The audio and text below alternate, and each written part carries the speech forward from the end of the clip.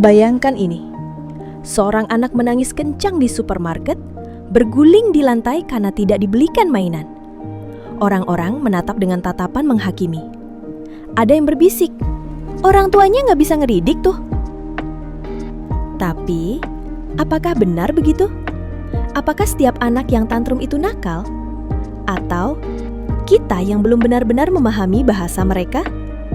Mari kita bahas di video ini.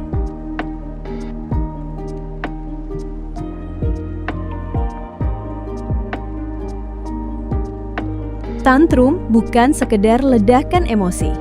Tantrum adalah sinyal, tanda bahwa anak sedang kewalahan. Mereka sedang mengalami sesuatu yang tidak bisa mereka proses sendiri. Anak usia 1-5 tahun masih belajar banyak hal, mengatur emosi, mengenali kebutuhan, dan mengomunikasikan perasaan. Tapi, otak mereka belum cukup matang untuk melakukannya dengan tenang. Bagian otak yang disebut prefrontal cortex yang bertugas mengontrol emosi, membuat keputusan, dan merespons secara rasional belum berkembang sempurna di usia dini. Jadi, wajar saat mereka merasa marah, kecewa, lapar, atau lelah, reaksi mereka meledak.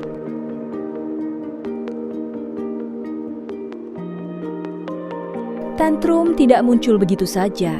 Biasanya ada pemicunya, dan sebagian besar bersifat fisiologis atau emosional. Beberapa pemicu umum tantrum antara lain: lapar. Anak belum mampu menyadari dan mengungkapkan rasa lapar dengan kalimat. Kelelahan. Tubuh dan pikiran yang lelah membuat emosi jadi tak stabil. Overstimulasi. Suara bising, keramaian, atau terlalu banyak kegiatan membuat anak kewalahan.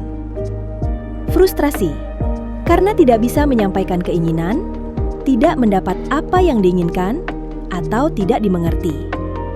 Tapi ingat, tantrum bukan soal anak tidak tahu aturan, tapi karena mereka belum tahu cara mengelola dorongan emosi yang besar.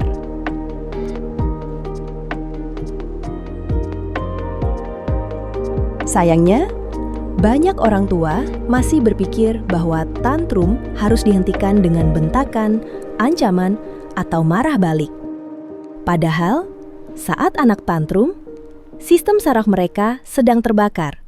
Dan saat itu, satu-satunya hal yang bisa membantu mereka adalah ketenangan dari orang yang mereka percaya, yaitu kita. Anak yang tantrum tidak sedang melawan. Mereka sedang meminta bantuan. Tapi bahasanya belum cukup, maka kita harus jadi penerjemah. Berikut beberapa cara merespons tantrum dengan empati. Tetap tenang, seperti tarik napas, sadari bahwa ini bukan serangan pribadi. Validasi emosi anak. Bisa dengan katakan, kamu kesal ya karena nggak bisa main. Jangan memberi nasihat saat anak sedang marah. Tunggu dia tenang dulu. Peluk jika anak mengizinkan. Kehadiran fisik yang tenang bisa jadi obat alami. Evaluasi pemicu setelahnya. Coba ingat, apakah anak lapar? Kurang tidur? Terlalu ramai? Dengan cara ini, anak akan belajar bahwa emosinya diterima, bukan ditolak.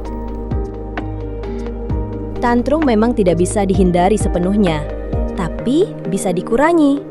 Caranya dengan mengenali ritme anak. Beberapa tips praktis. Ciptakan rutinitas. Anak merasa lebih aman jika tahu apa yang akan terjadi. Berikan pilihan. Misalnya, mau pakai baju merah atau biru? Cukupi kebutuhan dasar.